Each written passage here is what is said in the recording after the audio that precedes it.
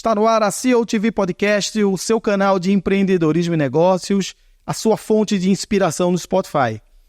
Aqui nós conversamos com pessoas que têm o poder de transformar o mundo, transformar pessoas e também são empreendedores. Hoje a gente tem um cara aqui muito especial que eu tinha aqui o maior prazer em conversar. Só conhecia ele através de um grande amigo chamado Rorion Grace. E para mim é uma honra conversar com você, mestre Pedro Valente. Pelo Instagram é professor de Self-Defense em Miami e pelo que eu pesquisei de você, você é um guardião da história do jiu-jitsu. Eu acho que é um dos caras aí do jiu-jitsu que sabe falar mais de forma bem consistente do que é o jiu-jitsu, o que é a história do jiu-jitsu. Pedro, muito obrigado. É uma honra ter você aqui no CEO TV Podcast. Prazer é meu amigo. Boa noite. Muito feliz de participar do seu podcast. Já assisti antes esse trabalho fantástico que você faz e muito contente com o seu convite e espero poder contribuir aqui com esse programa tão bacana. Muito obrigado, Pedro. É um prazer para a gente está sempre conversando com lideranças empresariais a nível de presidência aqui no Brasil e o esporte é um negócio muito importante para as empresas. No Brasil tem algumas leis aí que nunca funcionaram bem de incentivo ao esporte e o esporte nosso nunca decola, né? Apoiando empresarialmente como é nos Estados Unidos.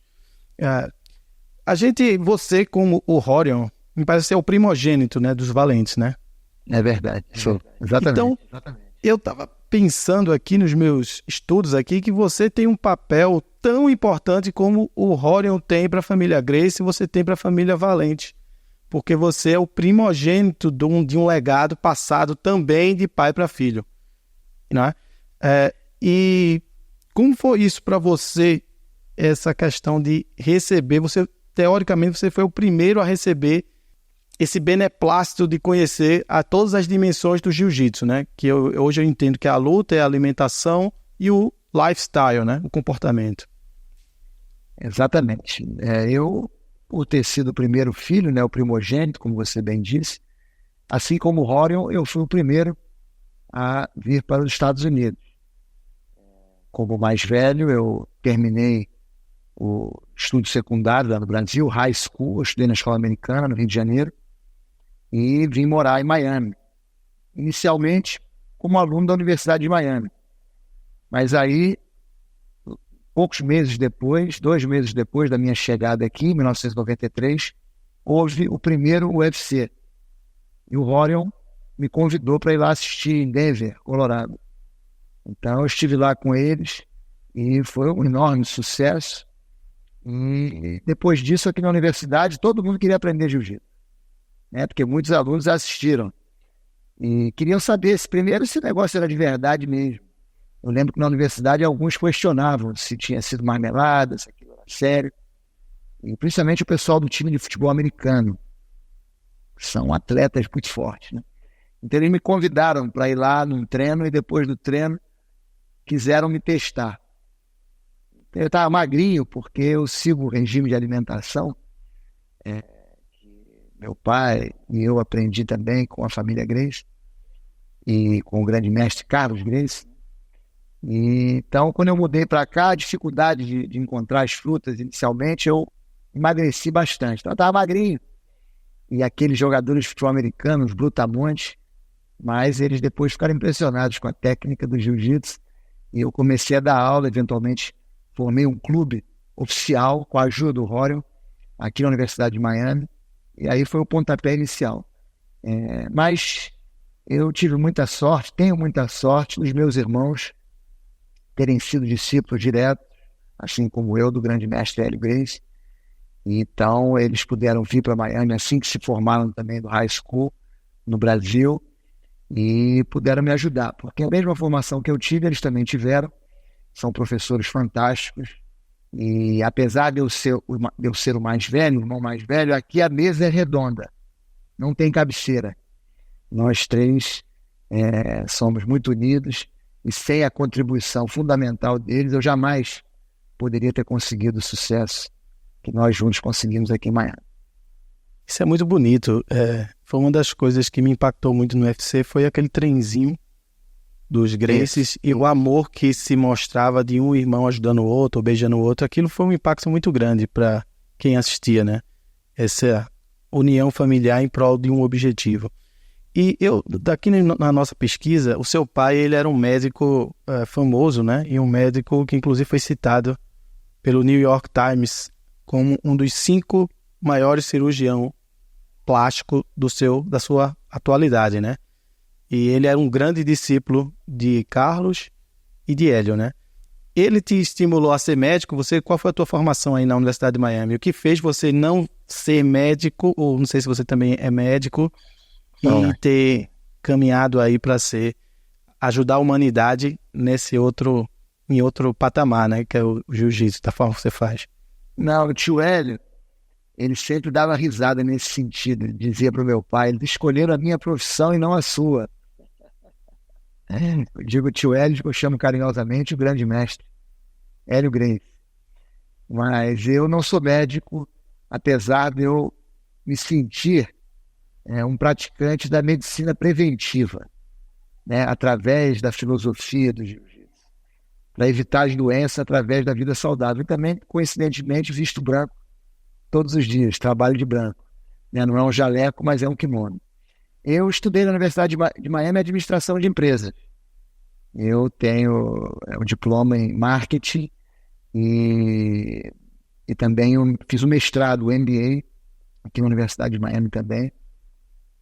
Então, essa parte acadêmica sempre foi muito importante na nossa família. Tem um lema japonês que é o Bunburi Odo, que inclusive está os caracteres chineses, né, o kanji. Nós temos essa inscrição no nosso tatame principal. Então, o que quer dizer Bunburi Odo? Quer dizer que o caminho está na combinação das artes literárias, das artes acadêmicas, das artes intelectuais com as artes marciais. Então, você saber lutar e também você saber pensar. Então, isso na nossa família sempre foi muito importante. E não só eu me formei aqui, mas os meus irmãos também são formados.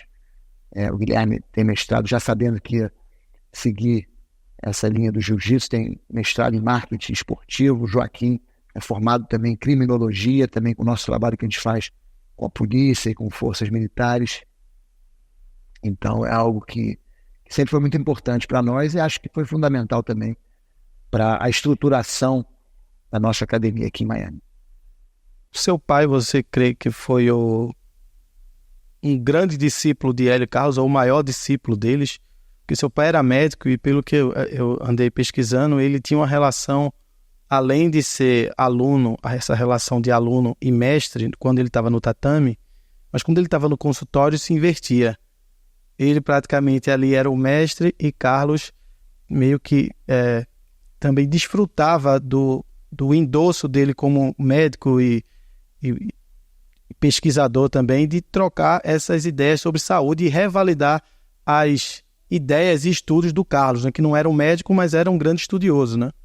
Exatamente. Eu não diria o maior discípulo, porque eles tiveram grandes discípulos, mas talvez o mais leal, porque é uma amizade que durou 60 anos.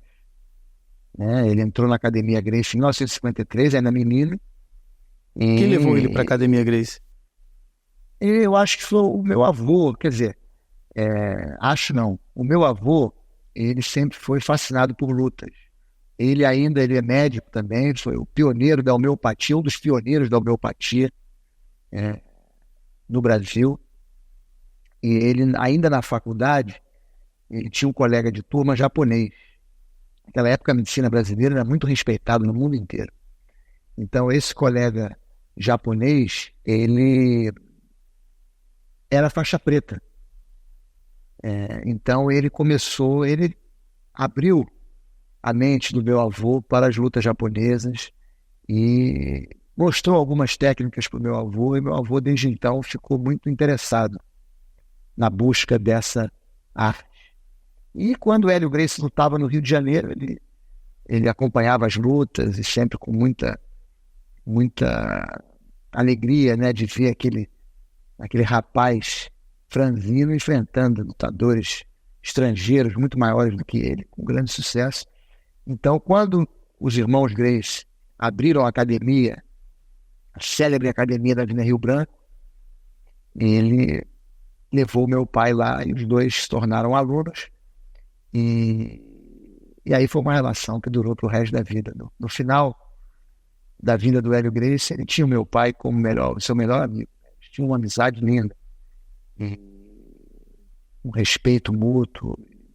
Meu avô tinha no Hélio Gracie um super-herói, o meu pai, né? Ele admirava, tinha uma admiração enorme pelo Hélio Gracie. E ele sempre atribuiu o sucesso dele, inclusive na cirurgia plástica, que ele alcançou realmente um grande sucesso, ele atribuía isso em grande parte ao jiu-jitsu. A autoconfiança que ele adquiriu no jiu-jitsu, através do jiu-jitsu, que deu a ele muitas virtudes, né, que possibilitaram a ele todo o sucesso que ele conseguiu na cirurgia plástica. Em outros campos também de atuação, meu pai era fanático por cavalos também. Ele foi presidente da Federação Equestre do Rio de Janeiro 2 vezes. E esse interesse dele por cavalo também veio do Hélio Gracie, né? Observando o Hélio Gracie, que era apaixonado por cavalos também. Então, meu pai tinha no Hélio Gracie um ídolo. E depois, quando meu pai se tornou um grande cirurgião e um homem de grande sucesso no Brasil, também eu sentia que o grande mestre Hélio Gracie tinha grande admiração pelo meu pai. Então, o seu pai praticamente formou o Hélio formou o seu pai desde os primeiros passos lá como adolescente, né? Sem dúvida, sem dúvida. E influenciou ele até a maioridade, então, né? E meu pai tinha uma gratidão enorme por isso. Então, tudo que ele podia fazer. Meu pai também era muito envolvido com futebol, com o Vasco da Gama. E no final da década de 70, o jiu-jitsu tinha entrado numa certa decadência. O judô e o karatê tinham crescido muito. Os filmes do Bruce Lee também estavam em alta. Então o jiu-jitsu ficou um pouco esquecido. E a academia no centro tinha ficado um pouco isolada, longe da Zona Sul, onde realmente as coisas estavam acontecendo naquela época. E o meu pai conseguiu que a academia se transferisse do centro, né, para a Avenida Rio Branco. Quer dizer, da Avenida Rio Branco, no centro, para a Lagoa. Um dos cartões postais do Rio de Janeiro, dos endereços mais badalados, que era a sede náutica do Vasco da Gama. Um edifício lindo na Lagoa, que ainda está lá. Então, a academia se transferiu para a Zona Sul, e ali o Rickson teve um grande impulso e formou um time, as competições ali ganharam força, conseguiram patrocinadores ali. Então, essa transferência da academia da Rio Branco para a Zona Sul foi muito importante. Eventualmente, eles foram para o Colégio Padre Antônio Vieira, onde ficaram até uns 2 anos atrás. Mas o meu pai, tudo que ele podia fazer para ajudar essa causa, ele fazia. Inclusive, ele utilizava elementos do regime de alimentação, da chamada dieta Gracie, ele utilizava no pré e no pós-operatório dos pacientes dele com grande sucesso. Incrível. Eu tentei buscar entrevista a seu pai, achei uma na internet, que estava o Hélio Martinho da Vila. Você viu? Legal essa entrevista, né? Incrível. E ele se preparava para uma cirurgia como se fosse uma luta, né? Mentalmente, em termos de alimentação, não deixar o organismo ácido, né? Exato. Eu achei isso sensacional. Isso eu faço hoje, eu gostei tanto que eu faço hoje. A Hora me ensinou isso. Então, sempre, como eu faço isso os 7 dias na semana, tudo que eu tenho importante eu coloco a dieta no meio. Que legal, isso é fantástico. E quando a dieta se torna um hábito, aí realmente não tem volta. Porque o ser humano gosta de se sentir bem, né? Não faz sentido comer uma coisa gostosa que você vai ter um prazer momentâneo, mas vai se sentir mal por horas depois, sabendo que aquilo vai ter uma influência negativa na sua saúde.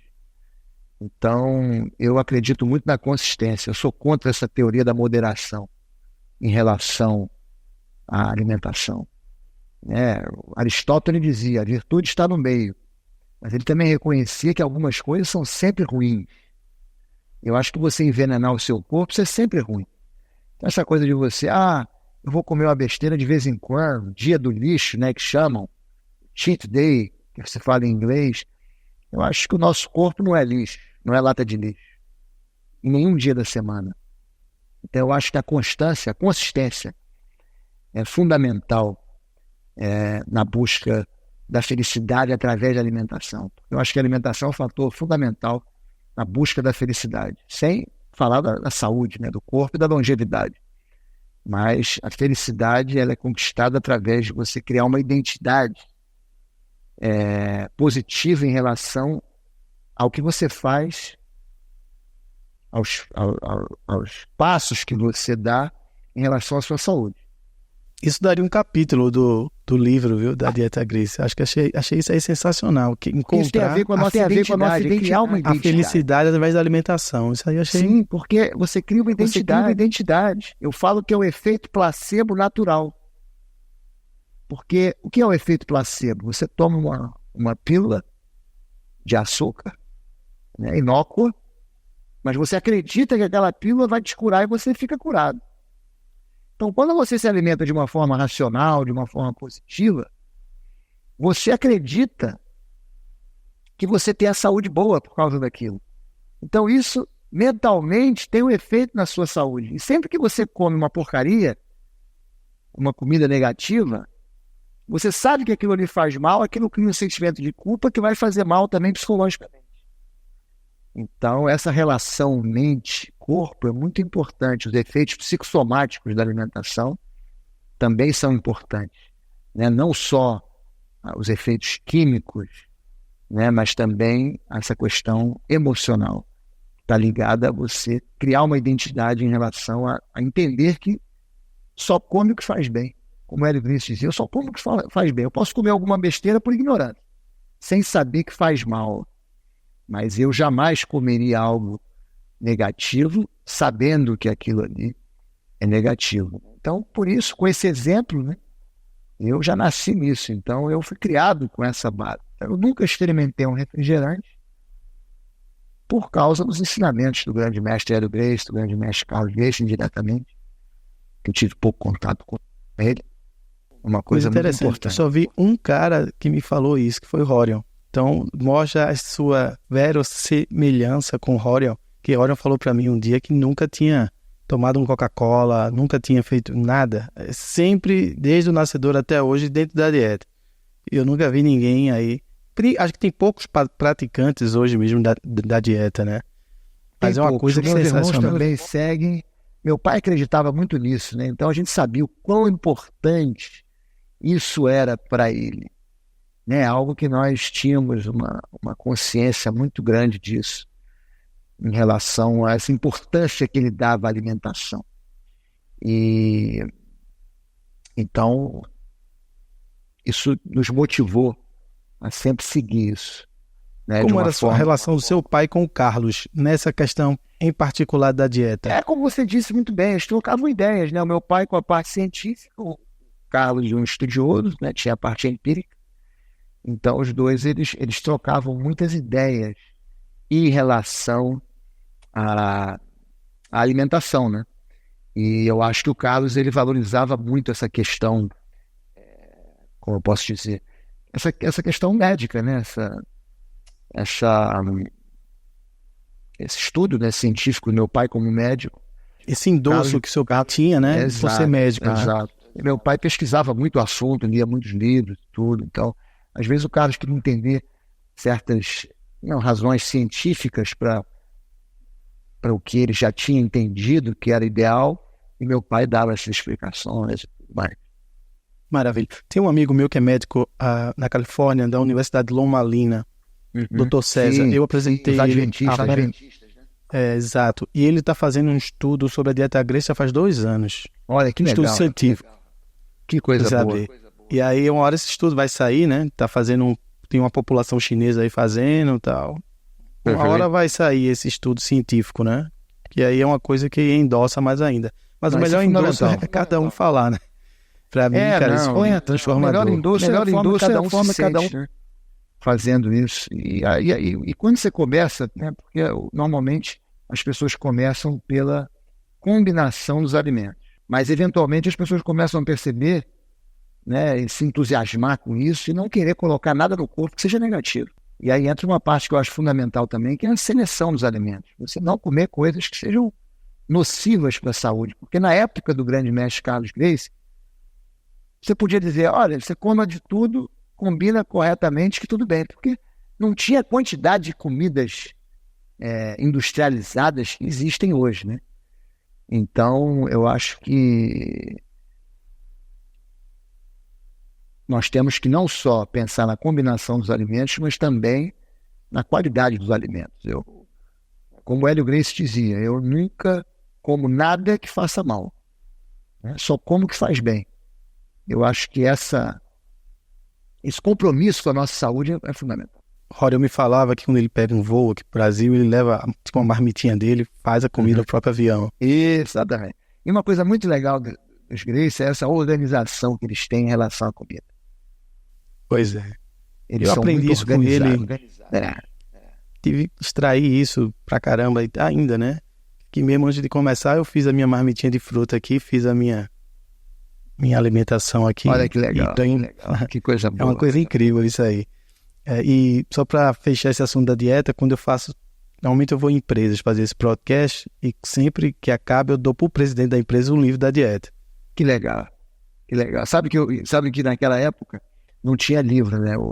Eles tinham só um prospecto assim com a combinação dos alimentos, os grupos, e eles tinham esse hábito de levar sempre isso. E o Hélio Gracie, quando dava isso para alguém, ele dizia: esse é o melhor presente que você vai receber na sua vida. Pois é. Eles tinham também o hábito de levar fruta de presente para as pessoas, levavam uma melancia, levavam davam de presente. E não é a coisa mais linda que isso, né? E essa é mais uma contribuição do Horion, esse cara aí que eu tenho uma admiração enorme por ele. Eu também. Porque ele foi o cara que teve a coragem de presentear o mundo com esse livro da dieta, para que qualquer pessoa, até pós a existência dele aqui, possa pegar aquilo, ler, aplicar e dizer, cara, muito grande. Não sei se você já viu a primeira edição do livro, meu pai foi quem fez o prefácio. Eita. Do livro. A primeira edição foi meu pai, teve uma participação legal. Ah, legal. Parabéns aí. E o seu início no jiu-jitsu, você também praticou outras artes marciais? Você, pelo jeito, desde pequeno já foi na dieta e já foi embarcando no tatame também para aprender. O que acontece é o seguinte, o jiu-jitsu que nós aprendemos, a concepção de jiu-jitsu que nós aprendemos com o grande mestre Hélio Gracie, é a de um jiu-jitsu completo, jiu-jitsu integral. Não só a luta de chão, porque nos últimos 50 anos houve uma especialização na luta de chão. Por quê? Porque criaram um jiu-jitsu de competição. Foi importante na época criar uma federação, e aí inventaram um novo esporte, um sistema de pontos, e valorizando muito mais a luta de chão. E isso fez com que os atletas se especializassem pelo objetivo de vencer as competições. Então, aí houve essa especialização. Mas o meu pai, ele sempre quis que nós aprendêssemos o jiu-jitsu que ele aprendeu, que é o jiu-jitsu que envolve a luta em pé, os golpes traumáticos, a parte de trocação. Jiu-jitsu, existe trocação no jiu-jitsu? Sim, existe. No jiu-jitsu original existe isso? Sim. Tanto no Japão quanto no Brasil. O Hélio Gracie era perito. Ele treinava, inclusive, trocava boxe com lutadores de boxe, só no boxe, e conseguia ir bem. Ele tinha chutes iguais a um de um capoeira, porque naquela época, na década de 30, quando ele lutava, a Academia Gracie era um centro de treinamento que iam lutadores de todas as modalidades, e ele estava sempre trocando ideia, aprendendo, lutando, né? Então ele tinha a parte de chute, tinha a parte de soco, ele realmente era perito na luta em pé, na trocação, nas quedas também, que é a especialidade do judô, mas ele era muito bom de queda. Então o nosso pai queria que nós aprendêssemos esse jiu-jitsu completo, né? Então, para complementar esse treinamento que a gente recebia na academia, nós, com a autorização e a supervisão do grande mestre Hélio Gracie, tínhamos um professor de boxe e também professores de judô, mas sempre para melhorar o nosso jiu-jitsu, não para o propósito de ser praticante de outra arte marcial, mas para melhorar o nosso jiu-jitsu. Entendendo a distância, o que é que as outras artes podem te oferecer de perigo para você. Mas não só isso, mas também a questão de saber dar um golpe. O Hélio Gracie, quando lutou com o Dudu, que foi uma das lutas mais violentas e mais difíceis que ele teve, em 1935, ele venceu com chute. Ele venceu com chute, com um pisão na barriga. E antes disso, ele tinha tirado 2 dentes do cara com um pontapé no rosto. Pouca gente sabe disso, mas o Hélio Gracie era completo. O que hoje em dia dizem que é o MMA moderno, ele já fazia isso naquela época. Ele já treinava com o pessoal da capoeira, treinava com o pessoal do boxe, treinava com o pessoal da luta livre, o pessoal do judô. Ele sempre quis se especializar porque ele entendia que o lutador, para ser completo, tem que saber todas as... E o jiu-jitsu é isso. O jiu-jitsu, a diferença do MMA para o jiu-jitsu é que o MMA é misturado, o jiu-jitsu é integrado. Né? Quantas lutas o Hélio Gracie tem registrada? Que isso é pouco falado hoje, né? Vamos lá, eu não sei o número, mas a gente pode contar. A primeira foi com o Antônio Portugal, em janeiro de 32. Jiu-jitsu versus boxe. Era um campeão de boxe. E ele venceu em 1 minuto e meio. Chave de braço. Depois ele lutou com um japonês chamado Namiki. Foi a primeira luta de kimono de jiu-jitsu que ele fez. O faixa preta japonês foi empate. Depois ele lutou com Fred Ebert, que foi a luta que celebrizou o Hélio Gracie. Então, uma página inteira do jornal o Globo na época, dizendo o gigante da luta livre contra o menino do jiu-jitsu. Então, Fred Ebert, 1932. Depois ele lutou com Depois ele teve um acidente de motocicleta, ali no Largo dos Leões, ali perto de Botafogo, e quase tiveram que amputar a perna dele. Isso é uma história também incrível. O Carlos Gracie não deixou. Fala essa história. Queriam amputar a perna dele, o Carlos Gracie não deixou, e ele ficou um tempo parado. Depois voltou, lutou com Taro Miyake. Tá contando? Não. Antônio Portugal, Namiki, Fred Ebert, 3. Miyake, 4. Tava em 4 aqui. Foi logo depois também do incidente que eles foram presos. Miyake. Depois ele lutou com o Ono, 5. Com o Ono ele lutou 2 vezes. Lutou com o Massagoshi, lutou com o Yano, 8. Lutou com o Dudu, 9. Lutou com o Vladek Zibisco, 10. Aí teve 2 lutas em Belo Horizonte. Todas essas foram no Rio. Aí em Belo Horizonte ele foi com o Espingarda e com Erwin Klausner, 12. Aí o Carlos Gracie viajou para o Ceará, ele ficou em aula e se aposentou de luta. Aí, em 1950, quando o Carlos volta ao Ceará, ele luta com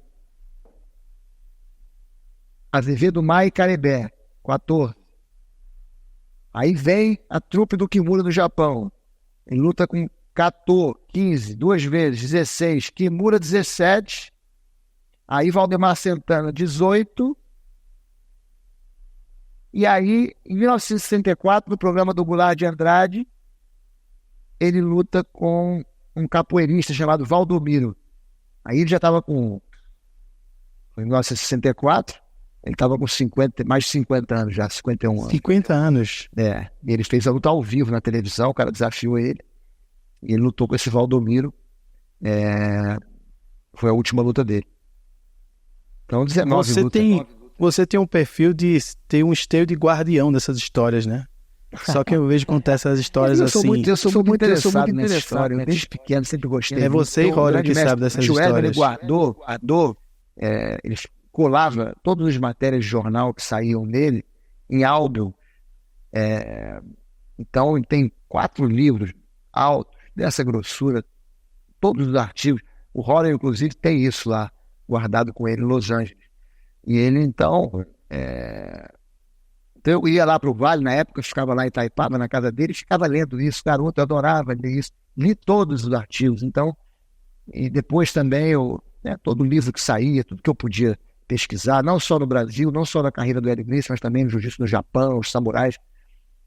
Essa parte de pesquisa é uma coisa que eu gosto muito, e eu estou aqui, inclusive, na academia, na biblioteca, nós temos aqui uma coleção muito boa de livros, e é algo que realmente sempre me interessa muito, e eu gosto muito, e algo que realmente eu aprendi muito com essa pesquisa. Você pensa em documentar isso tudo aí num livro? Quem sabe um dia. Quem sabe? Você é guardião dessas histórias aí. Por enquanto não tem nenhum projeto, não. mas eu espero um dia poder fazer isso. Seria bem interessante. De alguma forma. Seria bem interessante, porque você é guardião de histórias inéditas que só o Horion que deve saber esse nível de detalhe. O Horion também é um grande conhecedor da história do pai dele. E qual é a sua relação com o Horion?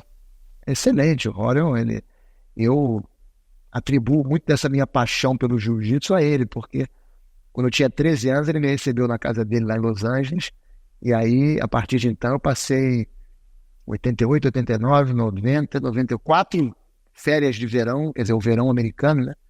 Julho, agosto, eu passava lá com ele, e o dia inteiro com ele, lá na garagem, vendo as aulas dele, assistindo, treinando. Aí em 90 ele abre a primeira academia, eu estava lá quando abriu a academia, participava também daquelas aulas, ia a seminários, aí teve o UFC, então eu tenho uma gratidão muito grande por ele, não só pelo que ele fez pelo jiu-jitsu, né? Porque sem ele nós não estaríamos aqui dando aula de jiu-jitsu nos Estados Unidos, porque é ele que foi responsável por essa febre que o jiu-jitsu se tornou aqui. E também pela forma que ele me ajudou. E ajudou a nós, irmãos Valente, aqui com o estabelecimento do jiu-jitsu em Miami. Ele dava, qualquer pessoa que ligava lá para a Califórnia querendo saber informações sobre jiu-jitsu, ele sempre dava o meu número de telefone. Vocês são praticamente da família, né? O Hélio Gracie sempre me fez sentir dessa forma. Eu nunca me senti menos amado por ele, vamos usar essa palavra, amor, do que ninguém. Ele me tratava como se fosse um filho mesmo, um neto, né? Eu sempre chamei ele de tio Hélio. Você imagina, o primeiro lugar que eu dormi fora da casa dos meus pais foi na casa dele, com 5 anos de idade. Imagina a confiança do meu pai, da minha mãe, em permitir que uma criança de 5 anos vai passar um final de semana na casa. Tem que ser a relação de avô para neto, tio para sobrinho, né? E eu sempre fui mais que família, né? Mais que família, exatamente. E você tocou aí no Horion. Qual é o impacto que você acha que tudo isso que o Horion fez, que eu acho que hoje até isso é pouco falado na internet, né? Qual o impacto que tudo hoje que existe em termos dessa indústria bilionária que o UFC hoje arrasta no mundo inteiro veio da cabeça de Horion, e tudo hoje que circunda MMA de forma global, eu acho que deve esse crédito ao Horion, né? Qual a sua visão aí que você viu tudo isso acontecer? Claro que é uma construção coletiva. Tiveram os lutadores que participaram dos eventos, o Horion trouxe outros irmãos dele que vieram ajudar também. Não há dúvida que ele não poderia ter feito nada sozinho. Mas ele foi se o Royce perdesse, por exemplo, né? Exato. Mas ele foi o grande idealizador disso tudo, né? Eu me lembro, no início, ele tinha um sonho que muitos consideravam impossível, né? E ele conseguiu, ele é um vencedor. E hoje em dia o jiu-jitsu está no mundo inteiro graças, em grande parte, a ele. E a essa visão que ele teve de sair do Brasil, de trazer os Estados Unidos, de entender que os Estados Unidos seria um grande trampolim para o mundo inteiro. Então, e anos que ficou nessa militância para colocar o jiu-jitsu em uma competição mundial. É importante dizer que o jiu-jitsu da década de 70 no Brasil estava bem pequeno. O Hélio Gracie se celebrizou década de 30, década de 50, mas depois houve uma decadência. O jiu-jitsu não era popular no Brasil. Era muito menos popular do que o judô, do que o karatê. Tinha umas academias ali na Zona Sul, etc., mas o jiu-jitsu não era popular. Talvez se não fosse o Horion, né, o jiu-jitsu ia ficar muito pelo Rio de Janeiro, porque eu, por exemplo, no Recife, uma capital, ninguém ouviu falar de jiu-jitsu. Eu ouvi falar de jiu-jitsu com as fitas VHS do UFC. Aí explodiu de uma forma que todo mundo, o que é isso? Não entendia, né? Era isso aí. Exatamente. E você acompanhou o UFC, como foi esse seu acompanhamento aí do nascedouro do UFC, e você participou do backstage, dos bastidores aí de que UFCs? Eu fui em todos, quer dizer, todos os que o Royce lutou. Todos que eu fui, eu participei. Quer dizer, todos que o Royce lutou, eu estive lá, participei, estive lá assistindo. E sempre tive a sorte do Hélio Gracie gostar que eu ficasse perto dele, não só porque eu falava inglês, mas também porque o Hélio Gracie, ele tinha uma intimidade muito grande comigo, estando num país diferente. ele sempre gostava que eu ficava perto dele. Então, tinha confiança, então, espiritual em você, da tua presença. Exato. E era uma honra enorme para mim. Eu, menino ali ainda, com 18, 19 anos. Então, eu sentava do lado dele, na primeira fileira. Então, podia ter essa experiência ali, esse acompanhamento. Saber o que ele estava dizendo, o que ele estava sentindo, o que ele estava pensando. Então, foi uma experiência muito enriquecedora. Para mim, eu na cabeça de vocês, que vocês viram todos isso no Brasil, foi lá, montou a competição, tinha algum receio assim, e se perder ou não? Como é que era esse negócio? Porque primeiro o UFC, gente enorme, como Ken Shamrock, quem via na TV, essa luta aí eu me lembro. Ken Shamrock era gigante, né? Gigante. Eu me lembro muito dessa luta do Ken Shamrock, exatamente porque, claro que a gente tinha uma confiança muito grande no jiu-jitsu, mas isso nunca tinha sido feito. A gente não sabia exatamente que existia no mundo. E eram todos casca grossa, no Japão. Muito. E o Ken Shamrock, você via ele sem camisa, aquele corpo ali, o Royce magrinho. Então, eu lembro, antes da luta do Shamrock, havia uma apreensão muito grande. Mas o resultado foi... Geraldo Gordô só eram feras ali, né? Poxa vida, o que ele tinha feito com aquele lutador do sumô, o cara tinha cuspido o dente. Realmente era uma coisa incrível. E Royce não tomou um soco daquele cara, foi incrível, né? Porque ele era um cara preparado no savate, né? Exatamente. E bateu fortemente em todo mundo ali, e ele não tocou nem no Royce. Tem a história que até o Royce falou que ele mordeu a orelha de Royce. Mordeu a orelha e o Royce ali, você vê que o Royce fica meio bravo ali, dá uma cabeçada. E demora também a soltar o mata-leão exatamente por conta disso. Por causa da mordida. É incrível também que o Royce, no próprio UFC, ele vinha também com cabeçada, né? Ele vinha com algo, como você falou, no jiu-jitsu mais completo, né? Exato, porque o Royce, ele foi preparado ali naquele momento. Apesar do treinamento dele, né, no Brasil, ele fazia muito mais no jiu-jitsu. Ele nunca tinha feito um vale tudo. Então, nunca tinha feito. Mas no caso da luta, ele estava se preparando para isso. Então, ali o pai dele, que estava perto dele, já deu para ele noções ali de golpes traumáticos, tudo. Ele usou muito bem o pisão, que é uma técnica clássica de chute do jiu-jitsu. E ele realmente teve uma participação incrível. Mas como ele estava lutando, em grande parte, com especialistas em trocação, ele levava para o chão, né? Que era a coisa mais inteligente a fazer. Né? Um overview da história do jiu-jitsu, Pedro. O que é que você poderia dizer aqui para nossa audiência? O que é o jiu-jitsu, de onde veio e para onde vai também o jiu-jitsu? Toda cultura, todas as culturas têm a sua luta marcial. Né? Isso é uma coisa que é inerente ao ser humano, é instintiva. Né? Você vê até os animais selvagens, todos têm uma prática de luta natural. Os leões lutam de uma certa maneira, né? Os caninos, os felinos lutam de outra. Todo cavalo sabe dar um coice, não precisa de aula de luta para aprender a dar um coice. Da mesma maneira que a maioria dos animais selvagens, de mamíferos, sabem lutar, sabem nadar sem precisar de aula de natação. Porque são necessidades humanas, são instintos que foram perdidos pelo ser humano. O ser humano não sabe mais. Então nós precisamos, mas continuam sendo necessidades. Então, em todas as culturas, você encontra técnicas de luta, porque o ser humano tem essa necessidade. E aí, quando combina isso com a sua inteligência, ele vai desenvolvendo isso. Então, os povos mais antigos, você já tem isso na Mesopotâmia, no Egito Antigo. Se você olhar na tumba de Beni Hassani, tem desenhos de técnicas sofisticadas, luta de chão, guarda, coisa incrível. Técnicas de projeção no Egito. 5.000 anos.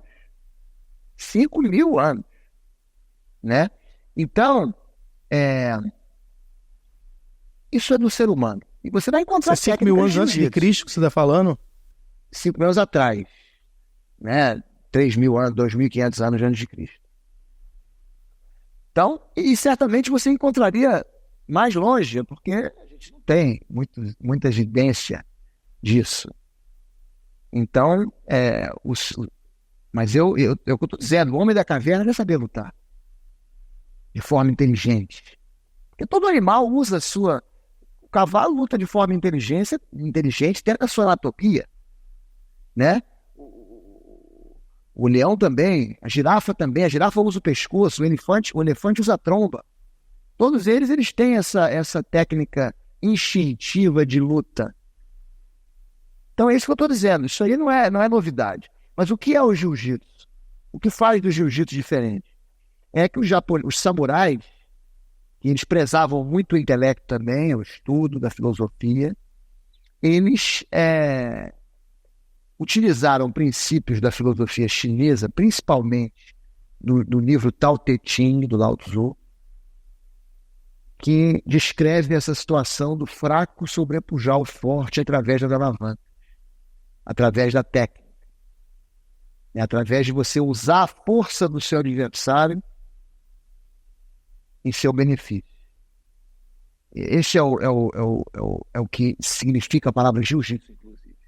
É você ceder para vencer, em vez de resistir, usando a força física.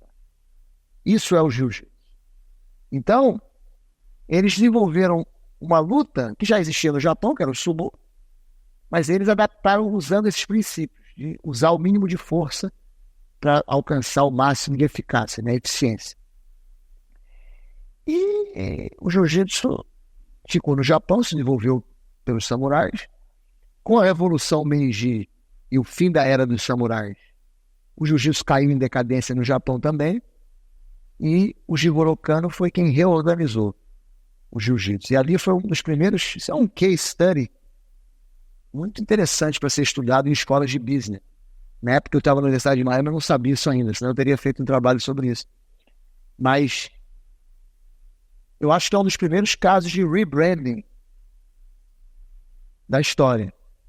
Porque o Jigoro Kano, ele percebeu que o nome jiu-jitsu trazia uma carga muito negativa no Japão. Então ele falou, vamos mudar o nome. Em vez de jiu-jitsu, ele tirou o jitsu e botou do. Do é o caminho. É o Tao chinês, né? Então ele falou, jiu-jitsu não é só uma técnica de luta, é uma filosofia de vida. Porque ele queria colocar no sistema escolar do Japão. Usando o nome jiu-jitsu, ele não conseguiu. Foi negado pelo Ministério da Educação. Então ele mudou o nome para judô, disse que aquilo era uma filosofia, que ia ser bom para as crianças, mas na verdade era um método de ensinar jiu-jitsu, que ele, de forma brilhante, desenvolveu. Mas ele sabia que aquilo ali não era uma nova luta. Era jiu-jitsu que ele estava ensinando, uma metodologia nova. O uso do kimono. E porque hoje há uma diferença grande de jiu-jitsu para judô. Regra de competição diferente. O praticante ele se adapta à regra de competição. Mas, na verdade, na concepção original do jiu-jitsu, tanto as quedas, que são a especialidade do judô, quanto a luta de chão, que é a especialidade do jiu-jitsu, fazem parte da luta. O Hélio Gracie e o Carlos Gracie, eles foram no programa da Hebe Camargo, na década de 60. E a Hebe perguntou a ele, qual é a diferença do jiu-jitsu para o judô, o karatê, aikido? Eles disseram, não, o jiu-jitsu é tudo. As outras são parciais do jiu-jitsu. O aikido são as torções que o jiu-jitsu possui. O karatê são os golpes traumáticos que o jiu-jitsu possui. O judô são as quedas. O jiu-jitsu é tudo. Então, hoje em dia, essa definição mudou. O pessoal acha que jiu-jitsu é só no chão. Mas não, originalmente, o jiu-jitsu era visto como uma arte completa. E é esse jiu-jitsu que vocês são guardiões e podem ensinar para o mundo todo aí em Miami. É esse jiu-jitsu que nós fazemos aqui na Valente Brothers, que nós ensinamos aos nossos alunos. Então aqui os alunos aprendem a lutar em pé e no chão. O que é que o jiu-jitsu você pode ensinar para quem está no mundo dos negócios, né? Nossa audiência aqui que são C-Level, CEOs, CFOs. O que é que o jiu-jitsu pode trazer de lição para esse público empresarial? Eu acho que principalmente o desenvolvimento da autoconfiança, que é fundamental nos negócios. Imagina uma reunião, você se sentir intimidado por alguém. Um faixa preta de jiu-jitsu não se sente intimidado por ninguém. E isso leva à tranquilidade, à paz de espírito, a um estado mental que possibilite que você realmente consiga exercer a sua função de forma positiva. Porque Se o ser humano está com medo, ele não consegue se expressar de uma forma boa. Não consegue nem pensar, raciocinar. Então, eu acho que começa por aí. É o desenvolvimento da autoconfiança que é fundamental no mundo dos negócios. E depois tem elementos no jiu-jitsu que te ensinam a negociar com astúcia, com inteligência, não usando a força. Porque qual é a melhor maneira de você convencer uma pessoa? Não é você forçando a sua posição. É você fortalecer com argumentos, né, com lógica. Você tem um poder de convencimento. Que outra pessoa poder realmente se convencer daquilo e acreditar naquilo que você está falando. O jiu-jitsu, isso é equivalente a você ganhar de uma pessoa numa briga com técnica e não com força. Então, eu associo uma argumentação lógica com uma atuação técnica numa situação de luta. E eu associo você querer impor o seu ponto de vista de uma maneira truculenta com uma atuação de você tentar ganhar de alguém usando a força física. Você acha que o jiu-jitsu de Hélio Gracie, que foi passado para vocês como um presente, né? E o método dele de defesa pessoal também, que parece que era único, ele pode ser evoluído? Por exemplo, hoje no mundo moderno, você ensina igual o método de defesa pessoal de Hélio Gracie ou é passível de uma evolução? Como todo esporte evolui, o futebol, tênis. É porque o jiu-jitsu não é um esporte, na minha concepção. Então, o jiu-jitsu praticado como esporte, ele pode evoluir sim. Porque é uma prática nova, com regras novas. Né? Quando eu digo nova, ele tem 50 anos. Isso é um espaço de tempo curto, tendo em vista a história das lutas da humanidade. Mas em relação à arte marcial, eu não considero isso possível. Seria muita pretensão achar que alguém pode evoluir o jiu-jitsu. O que pode evoluir é o nosso conhecimento de jiu-jitsu. Isso não para nunca. O próprio Hélio Gracie, com 90 anos, estava aprendendo coisas novas, desenvolvendo novas estratégias. Mas não era que ele estava melhorando o jiu-jitsu, é que ele estava melhorando o seu conhecimento do jiu-jitsu. Porque o jiu-jitsu, para mim, é a perfeição do movimento. É um cálculo matemático. Qual é a melhor maneira de resolver um problema? Isso é o jiu-jitsu, é eficiência máxima. Então, o jiu-jitsu ensina a gente, ele estava perguntando a aplicação do jiu-jitsu no mundo dos negócios, a gente sempre faz tudo da melhor forma possível. O Hélio Gracie, ele era o rei da técnica. Então, ele ia descascar uma maçã, ele tinha a melhor maneira de descascar a maçã. Ele dizia, ninguém descasca uma maçã de uma maneira tão eficiente quanto eu. Ninguém corta uma melancia como eu corto. Ninguém varre o chão como eu varro. Então, ele via em tudo uma possibilidade de aplicar a técnica e de conseguir fazer aquilo com mais eficiência e com mais inteligência.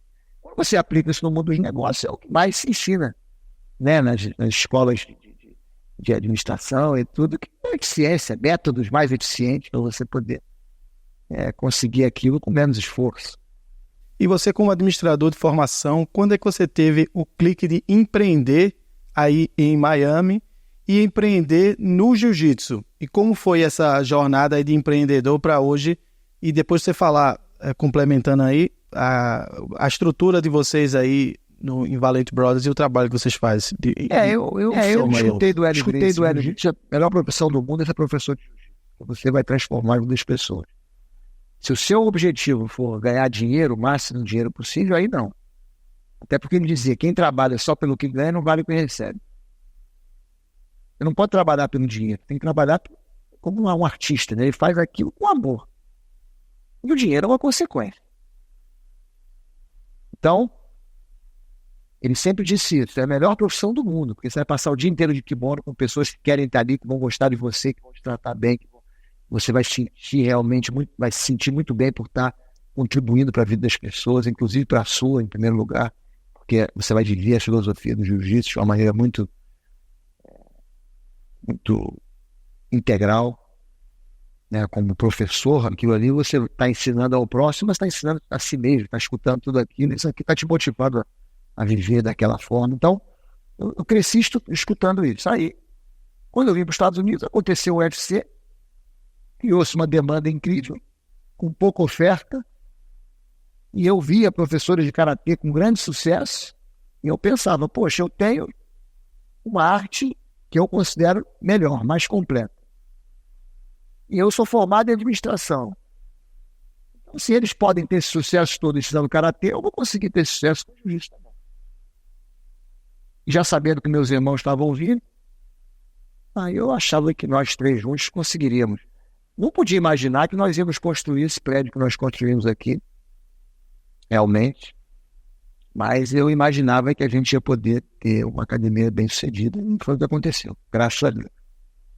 E vocês fazem trabalho, pelo que eu pesquisei aí, com autoridades também, forças especiais, como o Rorion fez, né? Se você puder contar um pouco disso aí. E quem é aí de Miami treina com vocês aí, de celebridade? Tem celebridade, deve ter, né? Seguindo esse modelo que já era do Conde Koma. Os japoneses já treinavam a polícia, os militares. O Conde Koma deu aula para a Polícia Militar do Rio de Janeiro, depois lá em Belém também. O Carlos Grace começou, inclusive, a trajetória dele no jiu-jitsu, dando aula para a Polícia de Belo Horizonte, para a Polícia Especial de Belo Horizonte. Foi o primeiro trabalho que ele teve com jiu-jitsu, não foi academia, não, foi dando aula para a polícia, em Belo Horizonte, em 1928. Antes disso ele já tinha alguma coisa, mas era na casa dele, com amigos e tal. Mas ele foi contratado pela Polícia Especial em Belo Horizonte, foi ali que ele começou.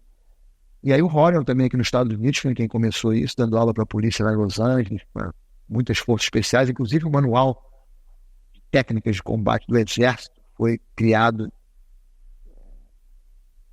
por alunos do Rorion lá dentro da Fort Bragg, aqui na Carolina do Norte. E eu, desde que cheguei aqui também, trabalhei com a polícia de Miami, depois também fomos convidados para dar aula para as forças especiais mais de elite da Marinha Americana. Então é algo que nos orgulha muito. No Brasil, vocês têm academia ou têm negócios aqui no Brasil? Não, infelizmente não, porque o nosso foco sempre foi na nossa academia. Nós nunca tivemos assim, uma pretensão de expandir muito. A gente sempre quis que essa academia aqui fosse o foco da nossa atenção e fazer com que todos que venham aqui realmente tenham uma experiência formidável. Então, a qualidade da nossa academia é o principal. Agora, alunos nossos, depois se tornam faixas pretas e querem dar aula, a gente apoia. E aí tem muitos lugares aqui nos Estados Unidos e no mundo, faixas pretas nossas, utilizando o nosso método, abrindo a academia. Mas e eles botam a bandeira Valente Brothers? Cada um tem o seu nome independente, mas também utilizam o nosso nome porque usam o nosso método, né? A gente licencia o nosso método.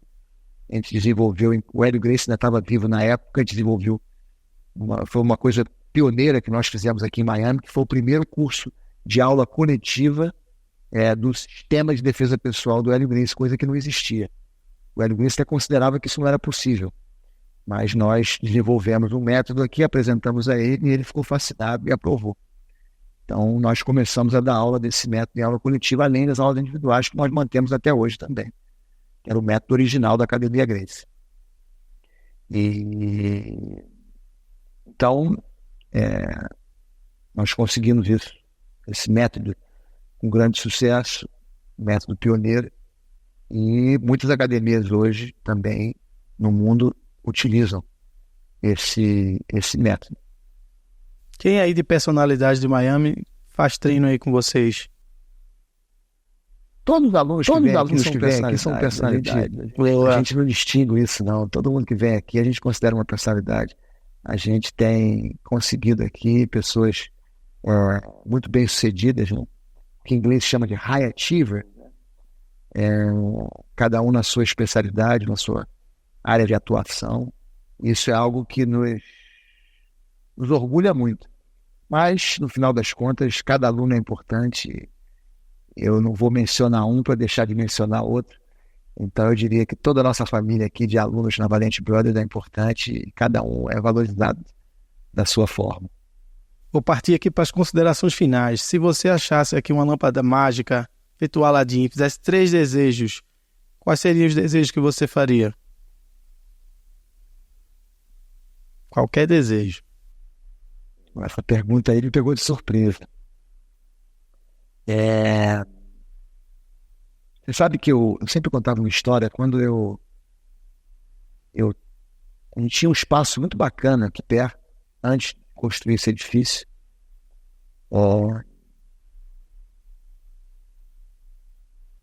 Aí me perguntava, se você ganhasse na loteria, o que você faria?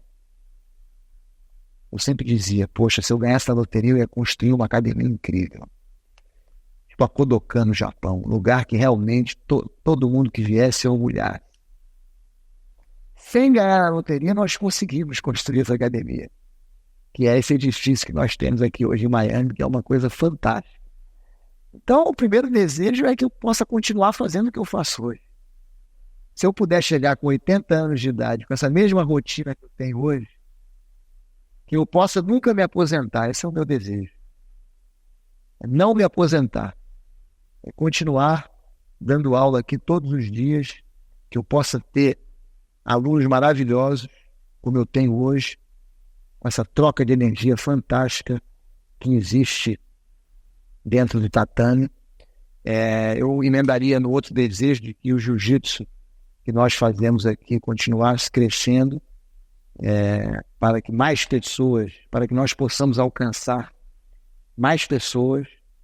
E o terceiro eu relacionaria ao 753, que é a maneira que nós encontramos de explicar a filosofia do jiu-jitsu, é o código 753, que nós de alguma forma pudéssemos fazer com que mais pessoas possam utilizar o 753 para se tornarem melhores. Então, todos os meus sonhos, todos os meus objetivos estão relacionados ao jiu-jitsu. E se eu puder falar algo mais pessoal, seria que o meu filho tenha a mesma paixão pelo jiu-jitsu que eu tenho. Esse aí, desejo, seria talvez o mais importante, pessoalmente falando. Que ele tenha a mesma paixão. Nada melhor que o exemplo de um pai. É isso. Está bem encaminhado. É isso. Considerações finais, se você também pudesse incluir nessas suas considerações finais o impacto da criação do UFC nessa explosão do empreendedorismo, não é, que circunda, né? O jiu-jitsu tem um pedaço aí. O UFC fez 30 anos, né? Em novembro. Isso. E tem 30 anos da tua empresa aí, né? De empreendedorismo. Hoje em dia o UFC se tornou algo diferente. O propósito original era demonstrar que uma pessoa fraca, quando eu digo fraca, às vezes o pessoal confunde isso. O Hélio Gracie não era fraco. Ele era muito fraco comparado com os brutamontes que ele enfrentava. Claro que ele era atleta, ele treinava o dia inteiro, como é que ele ia ser outra coisa? Ele era um profissional do jiu-jitsu, entendeu? Quando ele era adolescente, antes disso, aí não, ele era magrinho, franzino, desmaiava, mas depois que ele começou a treinar jiu-jitsu, é claro que ele ficou mais forte, mas não dá para comparar a força dele com os adversários. Então era mostrar que um cara mais fraco podia se defender de uma pessoa muito mais forte. Esse era o propósito original. Hoje em dia é uma luta, é um esporte, dois lutadores que sabem a mesma coisa para saber qual é o mais agressivo, o mais violento. É diferente. Então eu acho que a consideração final minha é resgatar o valor original, que é exatamente porque hoje em dia talvez o efeito seja contrário. Isso não é uma crítica ao UFC, não, mas é a realidade. Inicialmente, quando a pessoa via aquelas primeiras lutas do UFC, falava, poxa, eu me identifico com esse lutador. Se ele consegue fazer isso, talvez eu consiga também. Hoje em dia é o contrário. O cara vê aquilo e fala, caramba, isso é um show de luta fantástico, mas eu nunca conseguiria fazer isso. Então eu acho que nós devemos resgatar, não dentro do UFC, porque isso hoje em dia é impossível, porque todo mundo já sabe jiu-jitsu, não há mais o que provar nesse sentido. Mas resgatar essa filosofia, que não é para luta de ringue, não é para luta de octógono. O ideal do Hélio Gracie nunca foi ser um grande lutador. Foi só demonstrar para o cidadão comum que através dessa técnica ele pode se defender. Então, eu gostaria de convidar a você, principalmente, e também a todos que estão nos assistindo, que venham aqui a Miami visitar essa nossa academia que nós construímos com muito carinho, para que vocês possam conhecer um pouco mais da história, sentar aqui comigo nessa biblioteca. Tem um museuzinho que a gente tem aqui também, conhecer um pouco mais da história japonesa do jiu-jitsu, que é muito rica, a história do jiu-jitsu no Brasil, depois a vinda para os Estados Unidos. E também, quem sabe, entrar no tatame aqui conosco, aprender a defesa pessoal, aprender esse nosso sistema. Sempre é um prazer muito grande receber visitas, principalmente do Brasil, que é o nosso país de origem, de coração. A gente sente muita saudade e espero que um dia a gente possa se conhecer pessoalmente. Eu agradeço muito a você por essa entrevista, gostei muito das suas perguntas, foi um bate-papo muito agradável e eu espero que a gente possa repetir um dia. Meu sonho é morar em Miami, eu tô numa luta aí para ver se um dia eu vou. Se é um sonho, é só você mentalizar que vai acontecer. E com certeza eu vou visitar você aí. Quando você estiver aqui em Miami, eu vou fazer questão de você se tornar nosso aluno aqui na academia. Opa, muito obrigado, viu? Muito obrigado, Pedro. Então obrigado tá aí, você. Conversamos aqui com uma figura incrível que a gente não chegou a conversar aqui de espiritualidade, mas esse cara aí remete muita espiritualidade também na forma que ele fala, na forma que ele transcende a arte marcial para um leigo como a gente aqui que está do outro lado, admirando o estilo de vida e praticando esse estilo de vida do jiu-jitsu sem fazer jiu-jitsu. Eu acho que isso é um grande impacto que o jiu-jitsu consegue. Mas você faz jiu-jitsu. Você faz jiu-jitsu. Faça um jiu-jitsu na mente, um jiu-jitsu Não, mas invisível. A alimentação é parte do jiu-jitsu. Isso aí exige uma disciplina muito grande, uma organização. Isso é parte do jiu-jitsu. Às vezes, eu olhando para uma pessoa como você, que tem essa disciplina com alimentação, seguindo a dieta Gracie, eu considero que você está mais adiantado no jiu-jitsu dos irmãos Carlos e Hélio do que muito campeão de campeonato em jiu-jitsu. O maior presente, eu digo a Rory, o maior presente que eu recebi na vida, exceto a salvação, que eu acredito em Deus, foi a dieta, cara. Isso aí me deu um rumo na vida. Mas isso é outro papo aí pra gente fazer off-camera. Então, muito obrigado mais uma vez. O Pedro Valente aqui, essa personalidade incrível aí não do esporte, obrigado. Que eu acho que o jiu-jitsu é muito maior do que o esporte, é um influenciador de vidas, uma pessoa que agrega aí muito para a sociedade e vem transformando vidas há 30 anos nos Estados Unidos. Então eu também convido aí nossos amigos executivos, presidentes que estiverem aí em Miami, passe na academia da Valente Brothers. Qual é o endereço da Valente Brothers? É em North Miami Beach, aqui pertinho de Aventura, entre Aventura e Sunny Isle. Okay. Então é 16360 Northeast 26 Avenida. Então, perfeito. Eu vou colocar depois a legenda no vídeo. Então, os executivos que estiverem... A maneira mais fácil é a nossa rede social, né? O Valente Brothers está no Instagram, está no Facebook, está no YouTube, tem o nosso canal no YouTube também. Então, entre em contato também conosco pelas redes sociais e a gente vai ter o maior prazer em receber vocês aqui. Faça esse turismo executivo na Valente Brothers, que você vai ter uma aula de saúde. E ter uma aula de saúde e ganhar esse estilo de saúde, magnetizar a saúde, vai fazer uma diferença enorme na sua vida como empreendedor. Esse é o recado final que a gente dá aqui. Obrigado, amor. Obrigado.